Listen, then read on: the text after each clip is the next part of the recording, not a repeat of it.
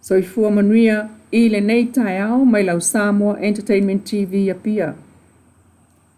Ele o mawhai le malo tele o Amerika o na tau mai pe wha pe feo na ia toe wha le leia ma wha foi. Le le iti tai o le Pasifika pe a umo na elia la tau minerale o lo mana na o iai. O popolenga na o le sunga upolu luma wa ai. O le whaiwhi awe o all Tues pa ia, whai a onga, o le tangata su e mai o ia foi wa ieito mai wha filosofia o tangata. Malona tali tonunga, o le sami o le fale o le atua. O le fofuanga atoa e au fiai ma le sami o le fale o le atua. O le mta upsi sili lea e whanau mai le tusi o le Ioane Evangalia, e pe o te fale tele o ina e whanau mai ai le sami o le fale o le atua.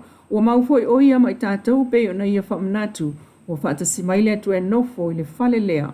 Sau noa upolu lono winga, e lea o se fale tu ufua pe tu ufau, o lewa o na ai na ina e le atu o le fale ilo na nganga, na ngao yo iai le whangatai.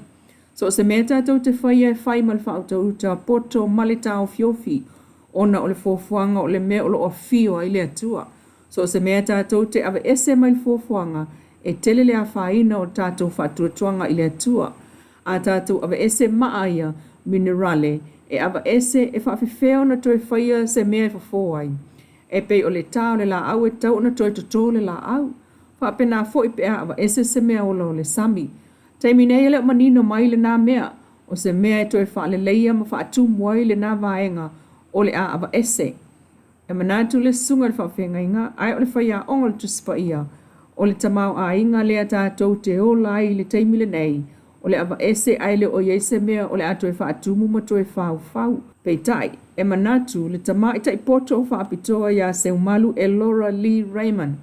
Le malo Amerika la to te whaataua le lau whanua, ai o le company Eli Maina e whaataua minerale i lona manatu, wa awa ese Amerika Samoa mai le tauloto inga o whai ngā tonu, vanga na ai le pefu, mai le o le ito e ngā tamau a inga le fia wa ai ai se isi mo le lumanai o Amerika Samoa.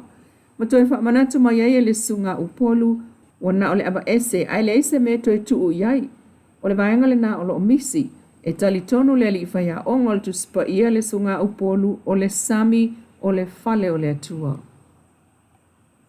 E nisi o tala, ia fausiel wha ala poptonga mautu ma malo si amata mai lona fausanga po le awiwi.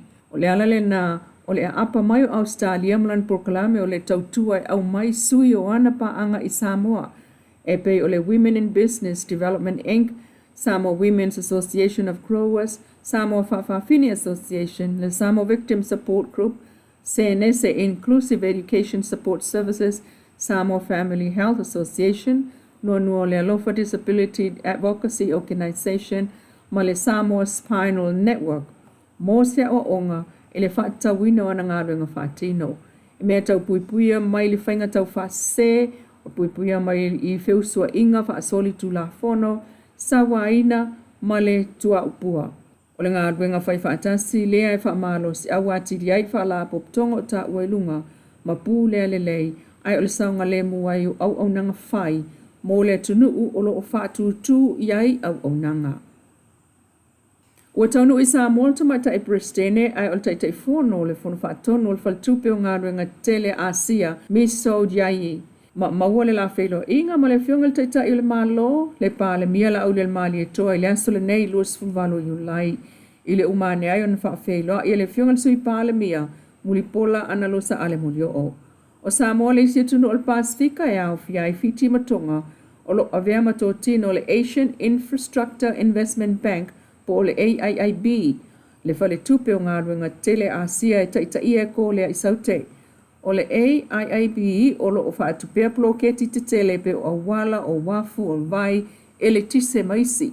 E tai o le amawatu se taimi le mafu anga o le malanga mai o le plestene o le fono whaatonu o le whaltupe o ngā ruenga tele Asia ilo tātou i tūlangi. Wa mahe a whaatautoa le fionga i a vui Clarence Nelson e avea ma komisina fau o le ofisa sulfainga o le malo tutotasi o Samoa. Ma wha maui tala wha solpito le Samoa Office of the Ombudsman po le ofisa solfainga i le solusu fito iu lai lua o luono. O le whaatautonga na whai ele moto le tofilau eti al sana i mulunu awa ia i aita o le malo. Sui o whaamsinonga ofisa mta ngā luenga o wala au lia masui o ainga. O le whailau tusu le fono na ia whaafeilo i le malu o le tunu una a wai. O le whonga whetalai o le maota whaitu la fono a Samoa au apa au muli pola alo i te fua muli pola.